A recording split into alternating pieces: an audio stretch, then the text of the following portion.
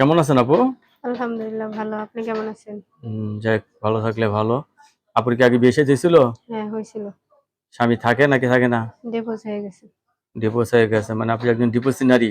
হুম, আচ্ছা, কতদিন ধরে স্বামী ছাড়া আছেন? ২ বছর। কি কাজ করেন আপনি? বাসাবাড়িতে। বাসা বাড়িতে কাজ করেন। বাসায় আসেন কয়টায়? ৭টা-৮টার দিকে।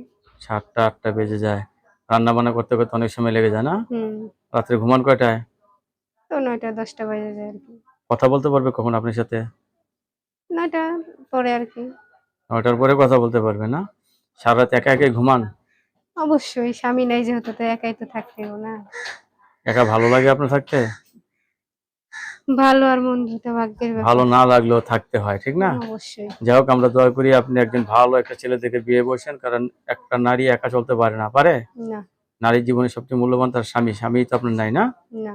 আচ্ছা, আশা করি আপনার বিয়ে হয়ে যাবে ইনশাল্লাহ। দর্শক এই আপুর সাথে কথা বলতে পারবেন সবাই। ধন্যবাদ সবাইকে।